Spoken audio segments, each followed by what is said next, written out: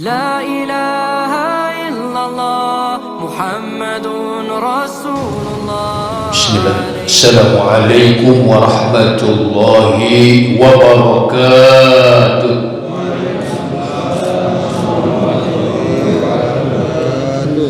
Alhamdulillahilladzi ja'ala taqwa libasa sholihin wa ja'ala taubata zinatal muttaqin.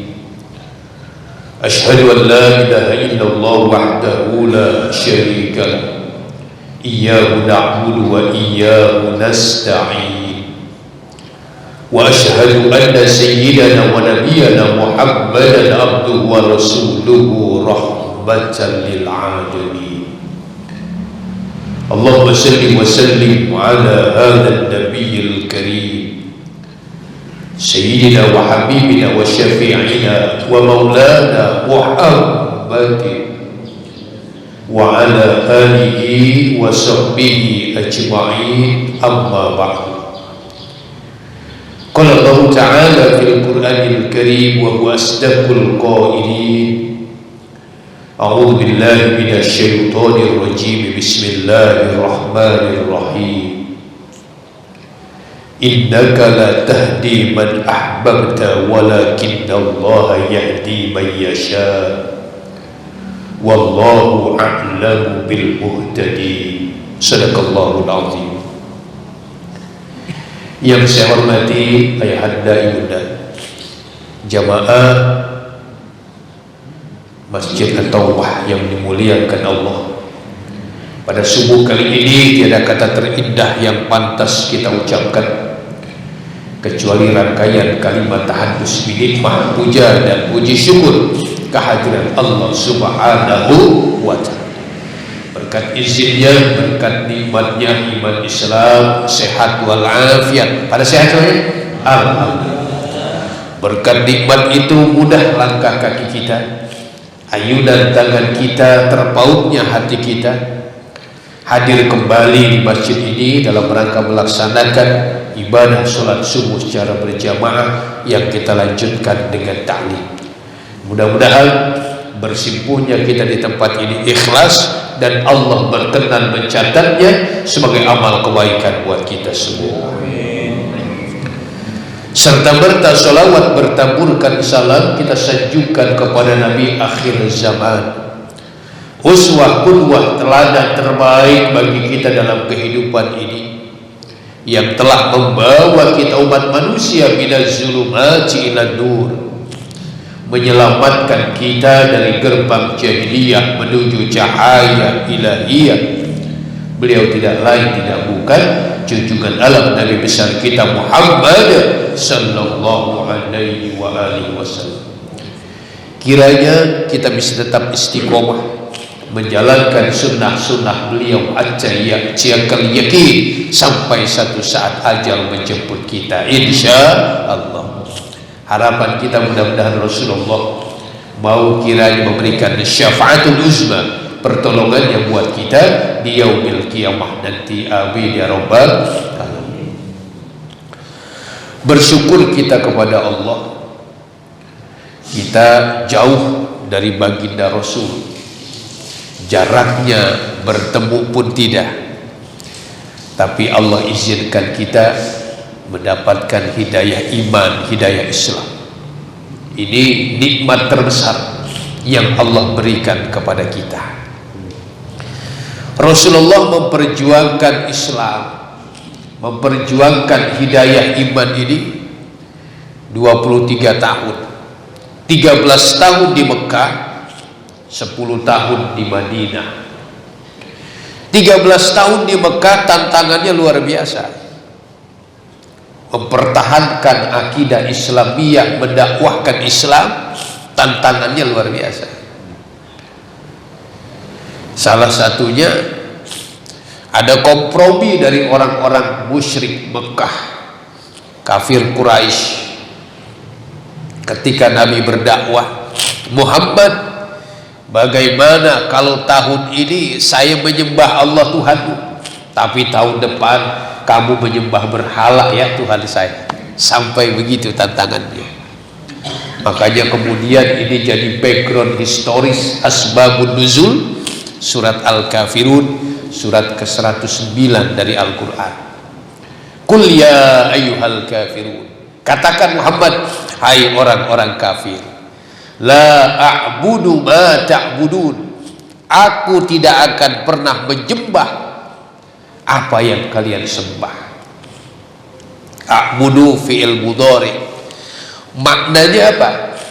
Rasulullah tidak akan pernah menyembah Tuhan yang disembah oleh musyrik Quraisy, kaum kafir Quraisy saat itu.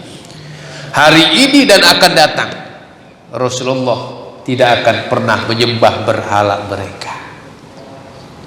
Ya, jadi walaupun ada tawaran, Muhammad begini aja dah, kompromi, tahun ini saya nyembah Allah Tuhan kamu, tapi tahun depan kamu menyembah Tuhan saya berhala. La a'budu ma ta'budun, dijawab oleh Allah, aku tidak akan menyembah hari ini dan akan datang, sampai kapanpun Tuhan yang kalian sembah. Makanya kita tanpa kita sadari, kita mohon hidayah iman ini, hidayah Islam ini 17 kali sehari semalam dalam sholat kita. Benar apa enggak? Ihdinas siratal mustaqim. Gak terasa. Itu mohon agar hidayah iman ini ajeg dalam diri kita. Makanya kita diajarkan oleh Allah 17 kali paling tidak sehari semalam, dari bangun tidur sholat subuh sampai tidur lagi nanti sholat isya, ihdinas siratal mustaqim, tunjukkan ya Allah saya jalan yang lurus, hidayah iman. Jalan yang lurus ini jalan apa? Jalan tol yang tidak mungkin kita berbelok lagi ke belakang, tapi sampai kepada tujuan yang hendak kita capai. Harapannya begitu. Kalimat ini kemudian dipertajam 9 kali dalam tasyahud kita. Ya, 9 kali kita tahiyat dalam sholat 5 waktu kita itu. Ya, asyhadu an la ilaha illallah wa asyhadu anna muhammadar rasulullah. 9 kali dipertajam lagi agar makin mantap keimanan kita. Kita bersyukur ibu bapak kita muslim, makanya kita lahir dalam keadaan muslim. Banyak saudara-saudara kita proses mendapatkan hidayah Allah ini tidak mudah. Bahkan orang-orang barat, ilmuwan-ilmuwan barat ini perlu melakukan kajian keilmuan dulu, baru hidayah itu muncul. Dan memang ini luar biasa. Kisah orang-orang besar, orang-orang hebat, dia kemudian tersentuh oleh hidayah iman, hidayah Islam ini lewat kajian-kajian keilmuan, dan dia yakin, oh bahwa Islam ini agama yang benar. Contoh di pertengahan tahun 1975, pemerintah Perancis menawarkan kepada pemerintah Mesir agar mumi Fir'aun itu diteliti. Ditunjuklah Profesor Dr. Maurice Bucaille, ahli bedah, ya, untuk meneliti ini mumi Fir'aun. Dibawa di laboratorium dia teliti, mengapa ini orang awet aja sampai hari ini, yang lain-lain udah gak ada. Kan bala tentara Fir'aun banyak juga yang tenggelam, tapi kok udah gak ada ceritanya, tapi ini orang masih awet aja. Dia teliti lewat kapasitas ilmu dia, betul ada kandungan garam dalam tubuhnya, tapi tidak mungkin hanya kandungan garam awet sampai hari ini. Dikembalikan lagi tubuh Fir'aun ke Mesir. Kemudian dia diskusi, dia tanya kepada intelektual muslim yang ada di Mesir saat itu, adakah jawaban dari versi intelektual muslim mengapa ini Fir'aun muminya masih awet sampai hari ini? Dijawab dengan surat Yunus ayat 92, fal yauma nunajjika bibadanika litakuna liman khalfaka ayah. Pada hari ini aku awetkan jasadmu Fir'aun. Untuk apa? Jadi pelajaran buat umat-umat sesudahmu. Artinya ada campur tangan yang maha kuasa, yang maha luar biasa, yaitu Allah Subhanahu untuk mengawetkan jasad Fir'aun. Ternyata lewat sentuhan ayat ini, kajian keilmuan yang dilakukan Prof. Maurice Busaid, kemudian dia mengucapkan 2 kalimat syahadat. Alhamdulillah, prosesnya luar biasa. Baru menemukan Islam lewat kajian ilmiah yang luar biasa. Ada lagi namanya Profesor Tajasan, ahli bedah kulit dari Thailand. Menarik kajian dia. Ini biasa kalau ilmuwan tuh baca Quran, biasa tuh. Ya. Dia menemukan surat An-Nisa ayat 56 yang bunyinya innal ladzina kafaru bi ayatina saufa nuslihim nar. Sesungguhnya orang-orang yang kafir terhadap ayat-ayat kami siksa mereka di dalam neraka. Bagaimana bentuk siksaannya? Kata Allah, kullama nadijat juluduhum badalnahum juludan ghairaha liyadzuqul adzab. Setiap kulit mereka hancur, kami ganti kulit mereka dengan kulit yang lain. Liyadzuqul adzab, agar mereka merasakan azab Allah. Saya teringat tuh ketika sholat maghrib di Masjidil Haram, Imam Ahmad Sudais membaca ayat ini, terseduh-seduh beliau menangis, tidak mampu buru-buru melanjutkan ayat ini. Mengapa? Tersentuh hatinya. Orang yang cerdas selalu bertanya begini, Pak, termasuk tajasan, mengapa Al-Quran menyebut kulit ketika menyiksa manusia yang kafir di neraka? Kan bagian tubuh manusia banyak, ya, ada daging, ada tulang, tapi yang disebut kulit. Mengapa?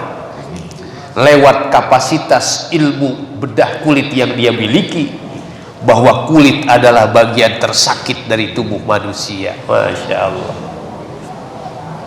Lewat inspirasi An-Nisa 56, akhirnya Profesor Dr. Tajasan mengucapkan 2 kalimat syahadat. Alhamdulillah. Lihat prosesnya, luar biasa. Ada lagi ilmuwan astronomi NASA, Badan Antariksa Amerika, namanya Connors. Dia teliti bintang, kemudian planet-planet, meteor. Hampir tiap malam ada 10 meteor yang jatuh ke langit dunia tuh, ke bumi, tapi tidak sampai karena ada gaya gravitasi bumi. Tapi ada satu malam di bulan Ramadan yang langit itu aman, tidak ada satu bintang pun yang jatuh, meteor yang jatuh tidak ada. Senyap. Siang harinya sinar matahari, radiasinya tidak begitu kuat. Dia mendapat informasi bahwa ketika malam Lailatul Qadar, bintang pun tidak ada yang terjatuh. Mungkin ini yang diinformasikan Rasulullah Muhammad, malam ini adalah malam Lailatul Qadar. Lihat, lewat sentuhan fenomena alam, ilmu astronomi ini, Connors kemudian memasuki agama Islam. Luar biasa, ya. Prosesnya, penelitiannya luar biasa. Ada lagi ahli otak nih, bahwa ada bagian otak manusia yang tidak tersentuh oleh aliran darah, dan ini baru bisa didapat oleh manusia ketika dia bersujud, ya. Ilmu tentang sujud ini cuma ada dalam agama kita Islam. Tidak tanggung-tanggung 30 tahun dia teliti ini. Ini Islam luar biasa ternyata. Karena kalau otak ini selnya tidak tersentuh aliran darah semua, kurang normal. Lewat sujud itulah aliran darah ke otak kemudian semuanya lancar. Masya Allah. Makanya Nabi pesan, kalau ruku dan sujud lebih lama. Mengapa? Karena ketika kita sholat, dosa kita ditaruh oleh Allah di atas kepala dan pundak kita, punggung kita. Berlama-lamanya ruku dan sujud, insya Allah akan menghapuskan dosa kita. Insya Allah. Inspirasi ayat ini, lihat, profesor, kemudian ahli otak ini memeluk agama Islam. Itu proses hidayah tuh. Ya. Proses hidayah tidak mudah, ya. Macam-macam prosesnya. Orang yang pertama masuk Islam itu kan cuma 4 orang ketika dakwah Nabi awal itu. Siapa dia? Abdullah bin Quhafah, kita jarang dengar namanya. Yang kita sering dengar Abu Bakar As-Siddiq. Yang kedua Khadijah binti Khuwailid, istri Rasulullah. 2 anak kecil, Ali bin Abi Thalib dan Zaid bin Harisah. Bagaimana Abu Bakar kemudian langsung, iya saya ikut agama kamu Muhammad?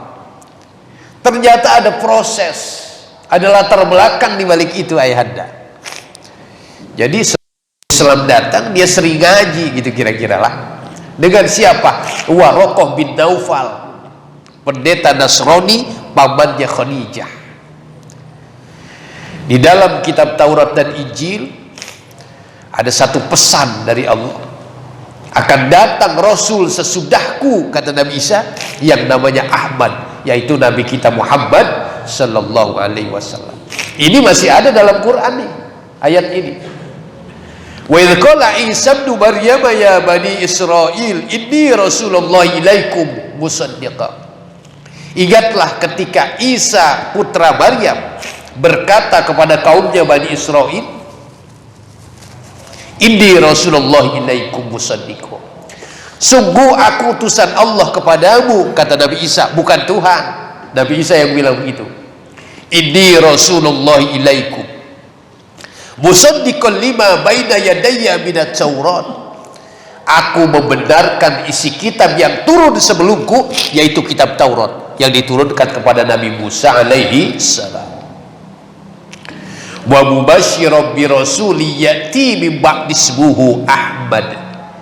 Dan aku beritahukan berita gembira kepada kalian, wahai Bani Israil, akan turunnya seorang rasul sesudahku yang namanya Ahmad, yaitu Nabi kita Muhammad sallallahu alaihi wasallam. Inspirasi, informasi ayat ini lewat Taurat dan Injil. Kemudian Abu Bakar As-Siddiq, Abdullah bin Quhafah langsung tunjuk tangan, Rasulullah saya ikut agamamu Islam. Luar biasa prosesnya. Ternyata sering ngaji sebelumnya dia, makanya tanpa pikir panjang, saya iman kepada Allah dan Rasulnya. Oleh karenanya kita bersyukur kepada Allah, ya, diberikan hidayah iman, ya, tanpa proses yang begitu rumit, ya, karena ibu bapak kita muslim, lantas kita iman kepada Allah. Cuma mempertahankan hidayah ini tidak mudah tentunya, ya. Tidak mudah, karena dunia ini adalah ujian. Alladzi khalaqal mauta wal hayata liyabluwakum ayyukum ahsanu amala. Dialah Allah yang menjadikan hidup bahkan mati ujian bagi kalian, siapa yang the best, terbaik amalnya di hadapan Allah. Makanya hidup ini cuma 2, seperti mata pisau, kebaikan, keburukan. Benar? Ini lagi sehat, kebaikan nih. Mampu gak sehat ini mengantarkan kita semakin dekat kepada Allah. Tuh. Karena kebaikan juga ujian. Wa nabluukum bisyarri wal khairi fitnah wa ilaina turja'un. Pasti kami uji kalian manusia dengan keburukan, kebaikan. Kebaikan, ujian ternyata. Ya. Nabi Sulaiman diuji dengan kebaikan yang luar biasa. Sukses dia. Ya. Hartanya banyak, mukjizatnya luar biasa. Ya, tidak hanya manusia, binatang, jin takluk di bawah kekuasaan Sulaiman. Tapi kalimat yang keluar apa? Ketika nikmat begitu banyak, Rabbi auzi'ni an ashkura ni'mataka allati an'amta 'alayya wa 'ala walidayya wa an a'mala shalihan tarda wa adkhilni bi rahmatika fi 'ibadika sholihin. Kita yang dikasih amanah jabatan keduniaan, yang dikasih harta, yang dikasih kekuasaan, yang dikasih ilmu yang tinggi, Ingat ucapan Nabi Sulaiman ketika dikasih nikmat seperti itu apa? Rabbi auzi'ni an ashkura nikmataka allati an'amta alayya. Ya Allah, tetapkan hati saya untuk terus bersyukur atas nikmat yang telah kau berikan kepada saya, kepada kedua orang tua saya, dan amalan soleh yang kau ridhoi. Masukkan saya Allah ke dalam golongan hamba-hambamu yang soleh. Tapi ada juga yang gagal ketika Allah berikan kekuasaan. Siapa? Fir'aun. Gagal dia. Kekuasaannya begitu luas, ilmunya tinggi, hartanya banyak, tapi apa yang terjadi? Hamba, buatkan bangunan yang tinggi buat aku. Untuk apa Tuhan Fir'aun? Aku ingin melihat Tuhannya Musa dan Harun. Na'udzubillahi min dzalik. Makanya sengaja Quran menyebut Fir'aun bukan dengan nama sebenarnya, tapi julukannya Fir'aun. Di raja Mesir kuno namanya Fir'aun, yang hidup di zaman Nabi Musa, Ramses II. Ketika Quran menyebut orang bukan dengan nama sebenarnya, artinya orang dengan tipe seperti itu akan ada terus sampai akhir zaman. Itu maknanya. Jadi orang yang seperti Fir'aun akan ada terus tuh, yang sombong, ya kan, yang angkuh, ada terus. Makanya kadang-kadang kita suka dengar orang kayak Fir'aun tuh begitu kan? Ya, Abu Jahal, namanya Abdul Uzza. Orang yang model Abu Jahal ada terus, yang nentang, ya, menghalang-halangi dakwah, akan ada terus sampai akhir zaman. Maryam, ibunya Nabi Musa, namanya Maryam, disebutnya Maryam, bukan nama julukannya. Mengapa? Orang model begitu susah nyarinya, benar? Mana ada orang seperti Maryam, luar biasa suci, kemudian diuji oleh Allah dengan ujian yang besar, tapi dia sukses. Jarang tuh yang begitu, ya. Tapi model Fir'aun, model Abu Jahal akan ada terus. Makanya Allah gak sebut dengan nama aslinya, tapi nama julukannya, karena jadi pelajaran buat kita. Jadi kebaikan yang Allah berikan adalah ujian buat kita. Mampu gak kita semakin dekat kepada Allah? Yang kedua, keburukan.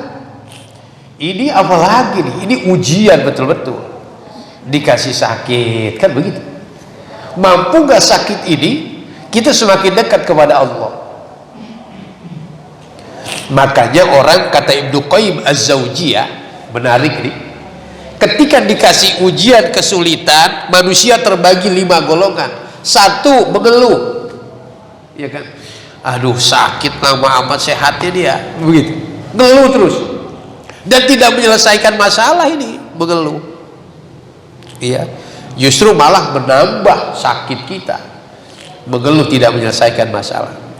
Tapi yang kedua, sabar, kata Ibnu Qayyim Az-Zawjiyah. Mudah-mudahan kita kalau dikasih ujian, kesulitan, sakit bisa sabar, insya bagus. Ulaika alaihim salawatu min rabbihim wa rahmah. Orang yang sabar, Allah berikan kemuliaan derajat di sisi Allah. Tapi yang ketiga, tidak hanya sabar, ikhlas dia. Ikhlas bagaimana Ustaz? Gak disebut.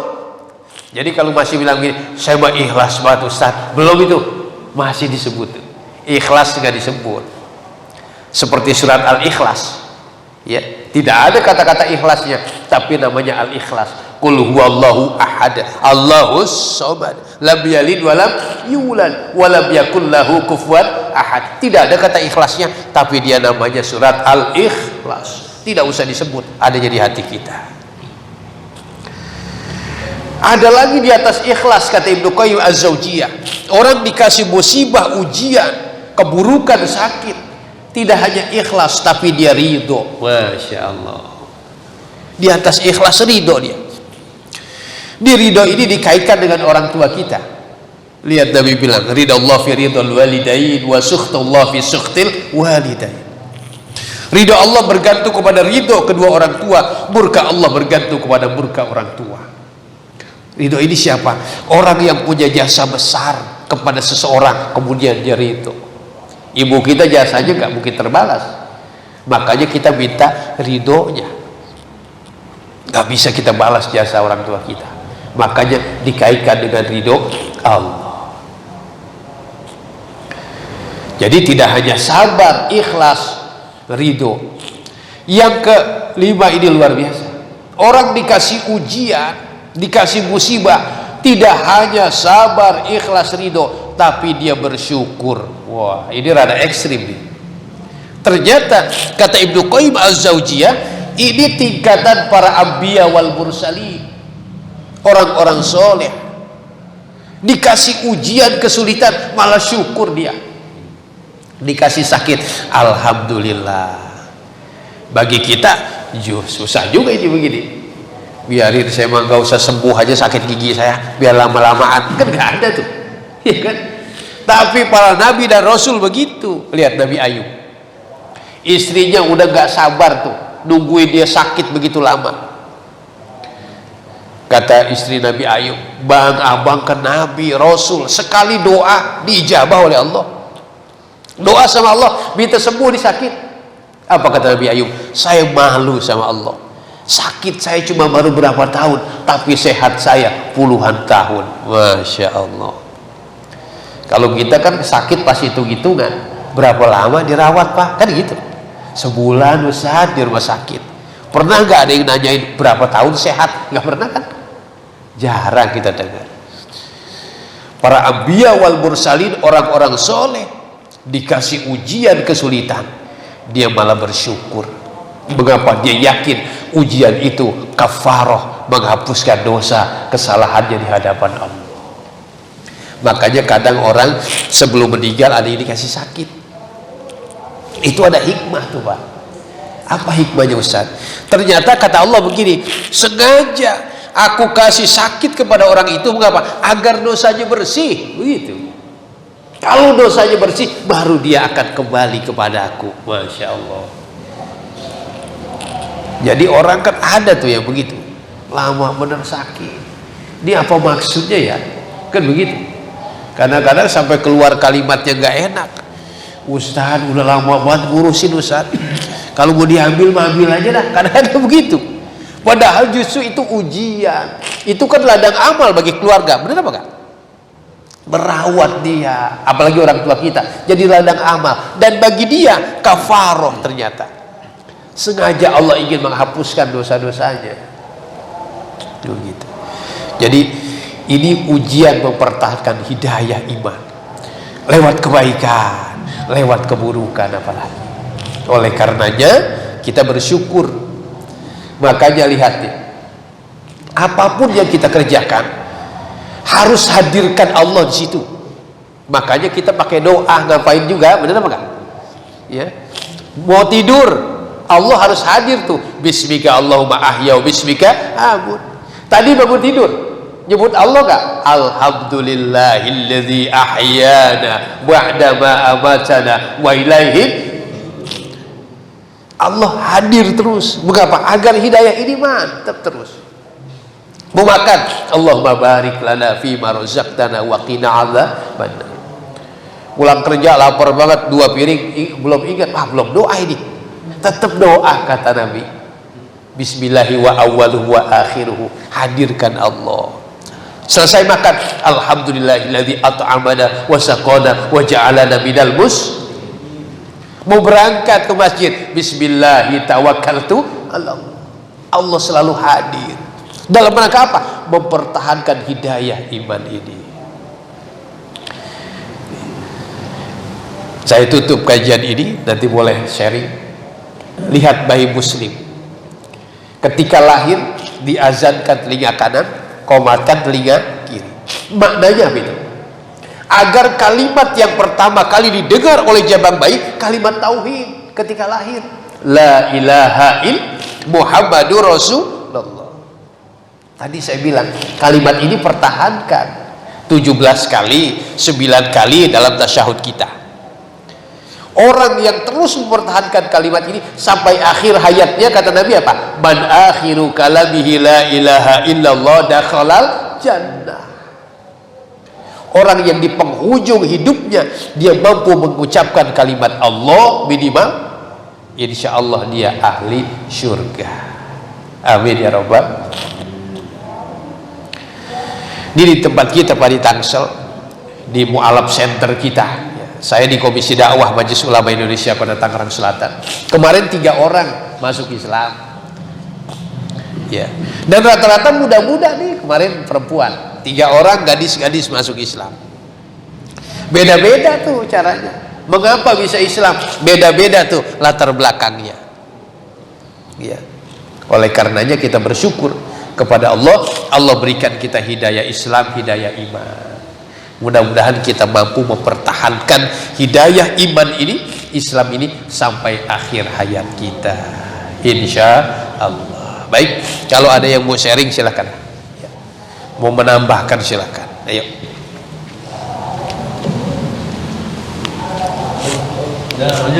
Ayo. Ayo. Ini saya terus nih nanya Mas Allah. Assalamualaikum warahmatullahi wabarakatuh. Waalaikumsalam warahmatullahi wabarakatuh. Ini Pak Ustadz, masalah musibah ini yang tadi Pak Ustadz katakan bahwa orang sakit itu ya, keutamaannya adalah menghapuskan dosa-dosanya. Ya.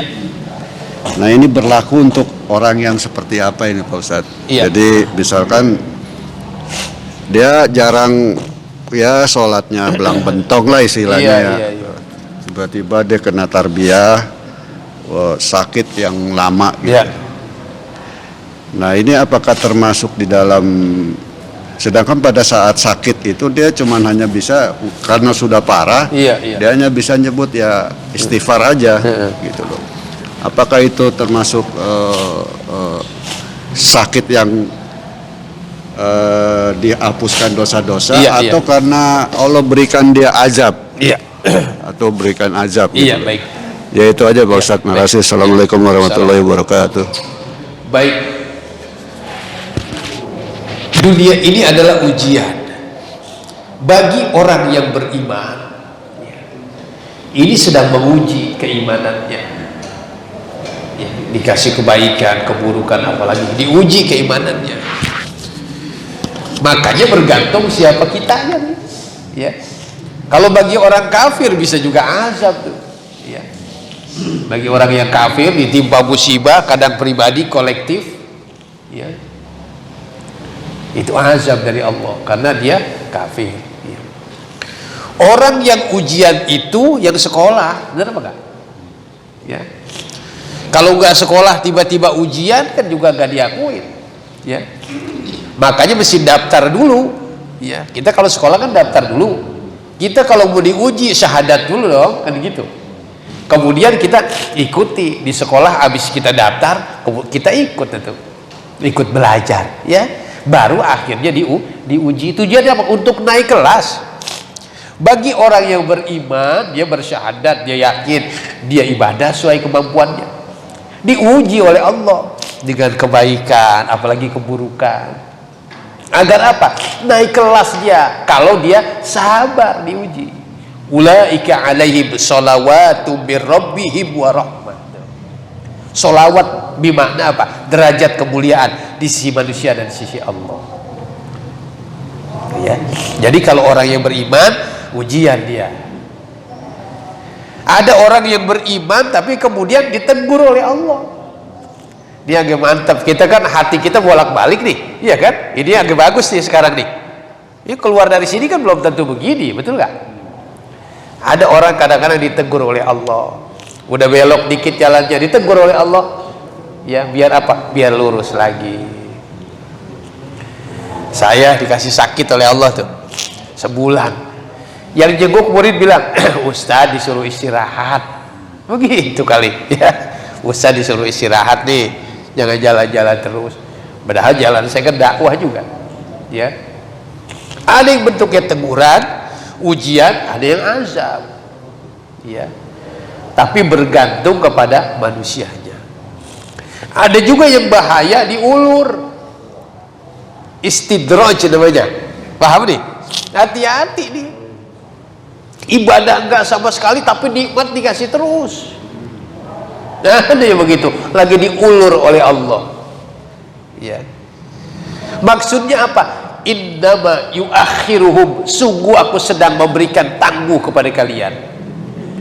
Dikasih harta yang banyak, lagi dikasih tangguh oleh Allah. Agar apa? Agar dia kembali, ya, dikasih tangguh sengaja oleh Allah.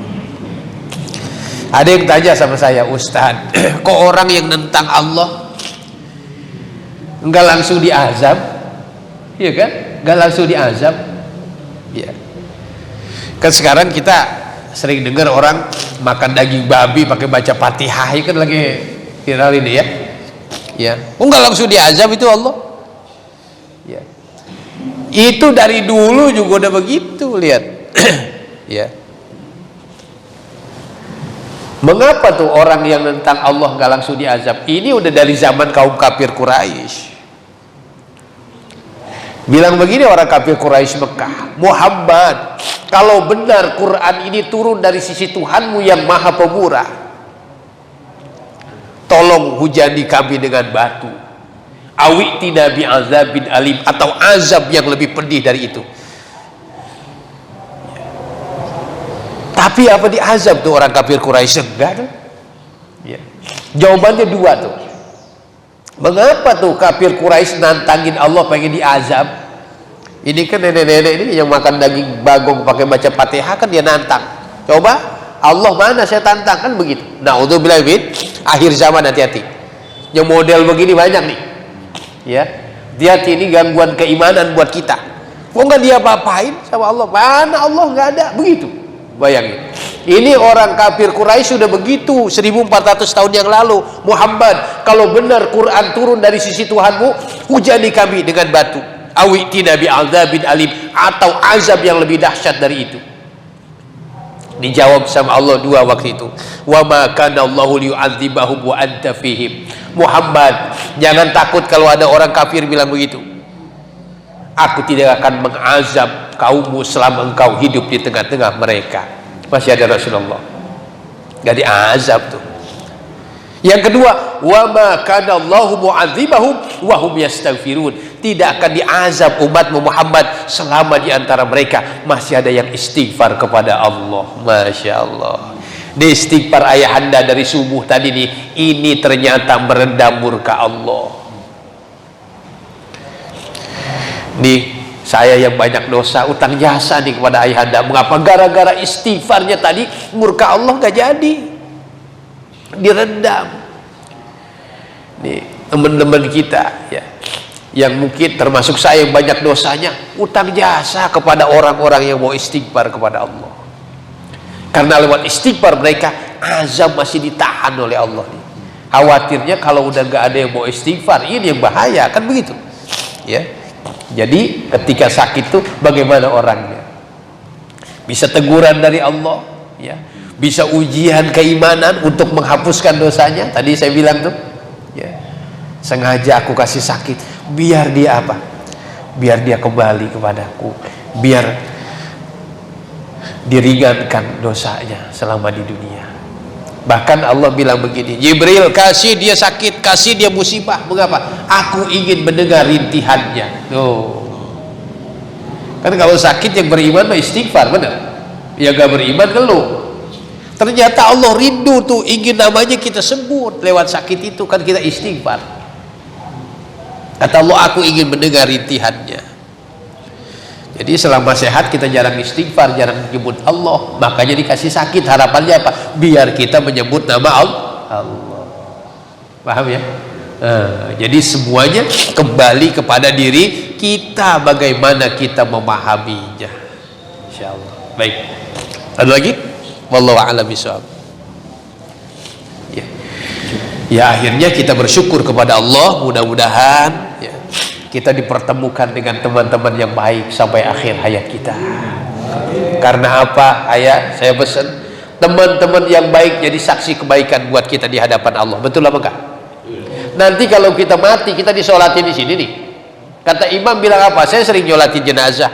Kalau habis sholat Jumat terutama, saya pasti bilang habis nyolatin begini, hal hadhil janazata khair, kan begitu. Apakah jenazah ini orang yang baik?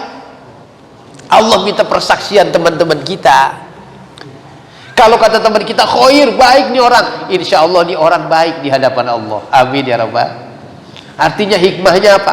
Kita harus baik sama orang karena kita butuh orang menjadi saksi kebaikan buat kita.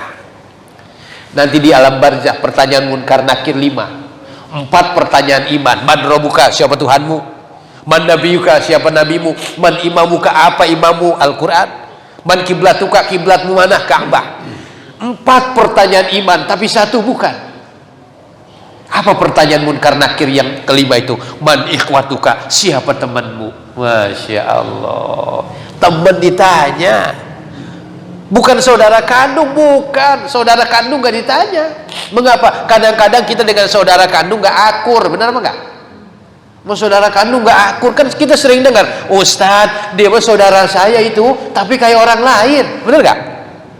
Saya hajatan gak datang, apalagi saya sakit mah. Tapi ada orang yang baik banget sama kita. Saya Ustadz Amin udah lama bergabung. Kita bilang begini, Ustadz, dia bukan saudara saya itu, tapi udah kayak saudara sendiri. Yang begini ditanya munkar nakir, man ikhwatuka, siapa temanmu? Masya Allah. Jadi kalau kata anak-anak sekarang, teman yang baik namanya besti, bener apa enggak? Itu besti ditanya tuh, man ikhwatuka, siapa teman kamu? Masya Allah, ya. Oleh karenanya berarti kita nih nikmatnya luar biasa silaturahmi ini, ya.